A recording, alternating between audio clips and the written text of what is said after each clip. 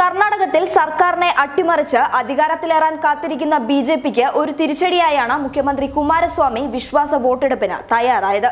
DK ശിവകുമാറിന്റെ നേതൃത്വത്തിൽ വിമത MLA-മാരുമായി നടത്തുന്ന ചർച്ചകൾക്ക് അനുകൂലമായ മറുപടിയാണ് ഇപ്പോൾ ലഭിച്ചുകൊണ്ടിരിക്കുന്നത്. രാമലിംഗ റെഡ്ഡിയും നാഗരാജും രാജ്യകാര്യത്തിൽ പുനഃപരിശോധന നടത്തുമെന്ന് വ്യക്തമാക്കിയിരിക്കുകയാണ്. ഈ രണ്ട് MLA-മാരെ കൂടാതെ മറ്റു രണ്ട് MLA-മാരുമായി സജീവമായ ചർച്ചകളിൽ ഏർപ്പെട്ടിരിക്കുകയാണ് കോൺഗ്രസ് നേതൃത്വം. ഏത് വിധേനയും വിമത MLA-മാരെ തിരിച്ചെത്തിക്കാനുള്ള ശ്രമത്തിലാണ് കോൺഗ്രസ്. ഇതിനായി ഹൈക്കോടതിയിൽ ഹേബിയസ് കോർപ്പസ് ഫയൽ ചെയ്യുമെന്നാണ് പാർട്ടി നേതാവ് ബസവരാജറായ റെഡ്ഡി വ്യക്തമാക്കിയിരിക്കുന്നത്.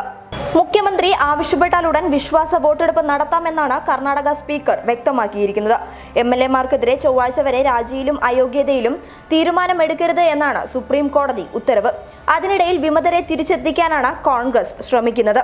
വിശ്വാസ വോട്ടെടുപ്പിന് വിമത MLA-മാർ എത്തിയേക്കില്ല എന്നും റിപ്പോർട്ടുകളുണ്ട്. MLA-മാർ നിയമസഭയിൽ എത്താത്ത സാഹചര്യം ഉണ്ടായാൽ ഹൈക്കോടതിയിൽ ഹേബിയസ് കോർപ്പസ് ഹർജി കോൺഗ്രസ് ഫയൽ ചെയ്യുമെന്ന് പാർട്ടി നേതാവ് ബസവരാജറായ റെഡ്ഡി വ്യക്തമാക്കി. നിലവിൽ വിമത MLA-മാർ മുംബൈയിലെ ഹോട്ടലിലാണ് താമസിക്കുന്നത്. പാർട്ടി വിപ്പ് അനുസരിക്കുക എന്നത് തിരഞ്ഞെടുക്കപ്പെട്ട MLA-മാരുടെ ഉത്തരവാദിത്തമാണ്. MLA-മാരുടെ രാജി അംഗീകരിക്കാത്തിടത്തോളം വിപ്പ് അനുസരിക്കണം. അതുകൊണ്ട് തന്നെ തിങ്കളാഴ്ച ആരംഭിക്കുന്ന നിയമസഭാ സമ്മേളനത്തിലേക്ക് MLA-മാർ വരേണ്ടതുണ്ട്. പാർട്ടി വിപ്പ് അനുസരിക്കുന്നില്ലെങ്കിൽ കൂറുമാറ്റ നിരോധന നിയമപ്രകാരം MLA-മാരെ അയോഗ്യരാക്കാം.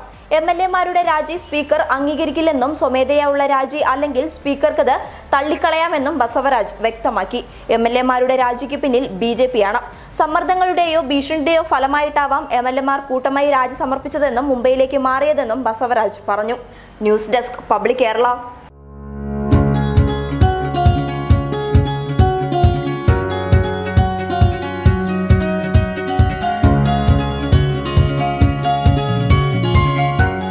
ഇനി സേവനങ്ങൾ വിരൽത്തുമ്പിൽ. ബിസ്മി home nursing service, Anangoor, Kasaragod.